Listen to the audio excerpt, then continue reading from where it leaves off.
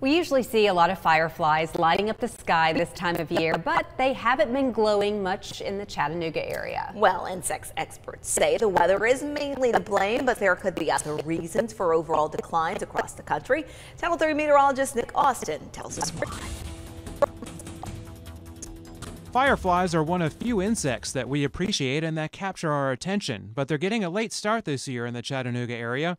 Stylianos Hatzimanolis, an entomology professor at UTC, says it's because we had a cooler than normal April. They require warm weather, and I don't think we had the warmest of Aprils here, and that probably contributed to having 1 to 2 weeks delay in their development. Firefly larvae also love April showers, but they couldn't all survive the excessive rain. The larvae have very different preferences than the adults in terms of how they live and where they live, what they eat. These beetles, also known as lightning bugs, are finally starting to come out.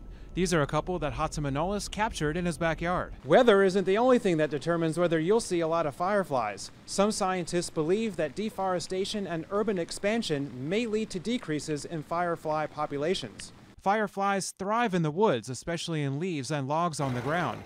This is why land development in some areas threatens their survival. They tend to like forested areas.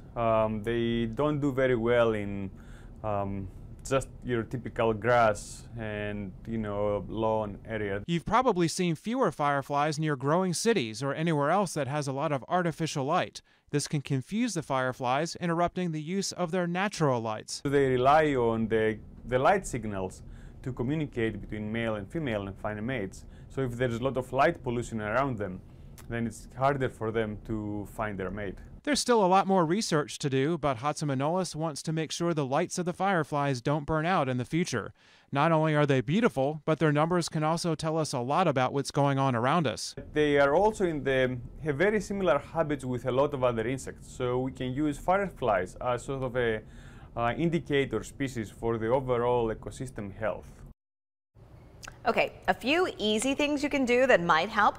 Leave your outdoor lights off as much as possible. Close your blinds at night to keep artificial light from getting outside, and plant trees around your home with natural litter around them. And in case you didn't know, there are around 2,000 species of fireflies in the world, about 24 in the southeastern U.S., and several species don't light up. They attract mates using chemicals there.